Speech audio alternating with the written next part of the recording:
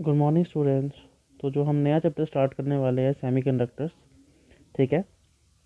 तो सेमीकंडक्टर्स के बारे में बताने से पहले आपसे एक ब्रीफ इंट्रोडक्शन लेना पड़ेगा दो चीज़ों के बारे में, जो है कंडक्टर्स एंड इंसुलेटर्स। तो बेसिकली आपको पता है सबको कि metals are good conductors of electricity, है ना। और इंसुलेटर्स क्या होते हैं? Very poor conductors of electricity. पर सेमीकंडक्टर्स ऐसे सब्सटेंसेस हैं जिनकी कंडक्टिविटी दो चीज़ों के बीच में लाई करती है, और वो क्या है? वो है कंडक्टर्स और इंसुलेटर्स। तो पहले मैं कंडक्टर्स और इंसुलेटर्स को समझाता हूँ, और उसके बाद हम सेमीकंडक्टर से बिगिन करेंगे, ठीक है बच्चे। तो बेसिकली हमारे पास सबसे पहले दो टाइप के सब्सटेंसेस होते थे जिनको हम मेनली कहते थे। पहला सब्सटेंस जो हमारा होता था बच्चे, जिसको हम स्टडी करते थे, वो था हमारा दैट वाज कंडक्टर्स। कंडक्टर्स तो कंडक्टर्स क्या चीज़ें हैं बच्चे? जो ही इलेक्ट्रिसिटी को और हीट को कंडक्ट करते हैं, है ना। तो हम यहाँ से इलेक्ट्रिसिटी की बात करेंगे बच्चे। तो जो हमारे गुड कंडक्टर्स ऑफ इलेक्ट्रिसिटी हैं, इलेक्ट्रिसिटी के क्या है? Good conductors. गुड कंडक्टर्स, उन्हें हम क्या कहते हैं बच्चे? कंडक्टर्स जो है इलेक्ट्रिसिटी के, उन्हें हम क्या कहते हैं? सेमी कंडक्टर्स, ठीक है। नहीं सॉरी, सेमी कंडक्टर नहीं, मेटल्स। तो बेसिकली मेटल जो है वो हमारे गुड कंडक्टर्स ऑफ इलेक्ट्रिसिटी है, और वो कंडक्टर्स भी हैं। तो कंडक्टर्स बेसिकली हैं क्या? कंडक्टर्स वो सब्सटेंसेस हैं जो इलेक्ट्रिसिटी को कंडक्ट करते हैं। अब कोई भी सब्सटेंस की कंडक्टिविटी डिपेंड करती है उसके वैलेंस इलेक्ट्रॉन्स के ऊपर। वो मैं कैसे समझाता हूँ? देखिए, अगर एक सब्सटेंस है, जैसे मैं बोलता हूँ एल्यूमिनियम, तो एल्यूमिनियम का नंबर है 13 और उसकी इलेक्ट्रॉनिक कॉन्फ़िगरेशन है 2, 8 और 3। तो आउटर मोस्ट शेल में अगर किसी सब्सटेंस के 3 है तो वो क्या होना चाहेगा? स्टेबल। और स्टेबल होने का मतलब है कि आउटर मोस्ट शेल जो होती है उसमें कितने इलेक्ट्रॉन्स हो? उसमें कितने इलेक्ट्रॉन्स हो बच्चे? उसमें आउटर मोस्ट शेल में 8 इलेक्ट्रॉन्स होने चाहिए। कितने? 8 इलेक्ट्रॉन्स। अब इस एल्यूमिनियम के पास दो ऑप्शन है, या तो वो 3 इलेक्ट्रॉन को लूज कर ले, या फिर कितने इलेक्ट्रॉन ऐड कर ले? 5 इलेक्ट्रॉन को ऐड कर ले।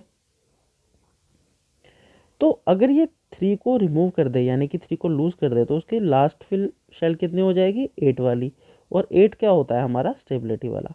या फिर इस 3 पे 5 ऐड कर दूं तो ये 8 हो जाएगा। पर 5 को गेन करने से अच्छा है 3 लूज करना। तो बेसिकली हमारे जो कंडक्टर्स होते हैं वो इलेक्ट्रॉन्स को हमेशा लूज ही करते हैं, और इसलिए हम उनको मेटल्स भी कहते हैं। अब इस चीज़ को मैंने समझाना है एनर्जी बैंड डायग्राम के हिसाब से, कंडक्टर्स और इंसुलेटर्स के बेसिस पे। अब देखिए एनर्जी बैंड डायग्राम क्या कहती है। एनर्जी बैंड डायग्राम के हिसाब से जो कंडक्टर्स की डायग्राम बनेगी, energy band diagram, energy band diagram. देखिए बच्चे, एनर्जी बैंड डायग्राम का मतलब क्या होता है कि आपका सब्सटेंस तभी कंडक्ट करेगा जब आपके इलेक्ट्रॉन्स क्या है? जब आपके इलेक्ट्रॉन्स वैलेंस बैंड से कहाँ तक जा पाए? कंडक्शन बैंड तक। कंडक्शन बैंड पे। तो अगर इलेक्ट्रॉन वैलेंस बैंड से कंडक्शन बैंड में चले जाता है, जंप कर जाता है, तो वो सब्सटेंस हमारा इलेक्ट्रिसिटी को कंडक्ट कर जाएगा। अब इसकी डायग्राम कैसे बनती है बच्चे? देखिए, ऐसे बनती है हमारी इसकी एनर्जी बैंड डायग्राम। तो जो नीचे वाला शेल होता है बच्चे, उसे हम कहते हैं इसका वैलेंस बैंड। क्या कहते हैं? Valence band.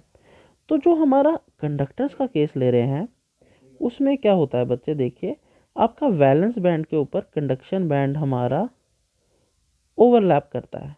ओवरलैप मतलब ये हमारा आधा हिस्सा, जो हमारा ये कौन सा बैंड है? कंडक्शन बैंड है। तो कंडक्शन बैंड के वैलेंस बैंड के ऊपर ओवरलैप कर जाता है। देखिए ये, तो जो भी इलेक्ट्रॉन यहाँ पर होंगे वो यहाँ से जंप करना उनके लिए आसान हो गया। थोड़ा सा एक्साइट होंगे, टेम्परेचर मिलेगा, थोड़ी सी एनर्जी मिलेगी, ये वैलेंस से किस में जंप कर जाएंगे? कंडक्शन बैंड में। तो इसलिए इनको हम क्या कहते हैं? इनमें ओवरलैप होता है, ओवरलैप हो जाता है किसके बीच में? कंडक्शन बैंड और वैलेंस बैंड के बीच में। इसे कहते हैं ओवरलैप पोर्शन। तो इनका एनर्जी बैंड गैप, यानी कि ईजी जिसे कहते हैं एनर्जी बैंड गैप, बहुत कम है, लगभग ज़ीरो है। इसलिए थोड़ा भी एक्साइट करने के बाद ये वैलेंस बैंड से कंडक्शन बैंड में इलेक्ट्रॉन जंप कर जाते हैं, और जब ये जंप कर जाते हैं तो कंडक्शन हो जाती है। तो एनर्जी बैंड डायग्राम तो मैंने आपको बता दी बच्चे, इसमें क्या होता है, ओवरलैपिंग होता है। तो जैसे ही इलेक्ट्रिक फील्ड को हम अप्लाई करेंगे, इलेक्ट्रॉन्स यहाँ से वैलेंस बैंड से कंडक्शन बैंड में जंप कर जाएंगे। तो जैसे वो जंप कर जाएंगे तो इलेक्ट्रिसिटी कंडक्ट हो जाएगी। तो मेटल कैसा बिहेव करना स्टार्ट हो जाएगा, लाइक अ कंडक्टर। कंडक्टर। अब इसी का कॉन्ट्ररी में हमने समझना है बच्चे, कौन सी चीज़, वो है इंसुलेटर्स। तो इंसुलेटर्स के लिए हमें भी बैंड डायग्राम समझानी पड़ेगी, बैंड डायग्राम से ही समझाना पड़ेगा। तो देखिए बच्चे, इंसुलेटर्स बेसिकली होते क्या है। इंसुलेटर्स ऐसे सब्सटेंस हैं जो इलेक्ट्रिसिटी को कंडक्ट नहीं करते। बेसिकली हीट भी होता है, पर हम यहाँ से इलेक्ट्रिसिटी की बात कर रहे हैं। तो इलेक्ट्रिसिटी को do not conduct, do not conduct. तो इसका एग्जाम्पल क्या है, आपको पता है सारे के, जैसे रबर हो गया है ना, तो रबर है, तो rubber is a bad conductor of electricity, है ना। तो आप जैसे चप्पल पहनते हैं, बोलते हैं गीले पैरों से नहीं, मतलब नंगे पैर नहीं, आप स्विच बोर्ड्स को टच कीजिए तो रबर को लगाइए, रबर की चप्पल होती है, ठीक है। तो बेसिकली हमारे पास इसकी भी बैंड डायग्राम है, और इसकी बैंड डायग्राम कैसे बनती है बच्चे, ये देखिए।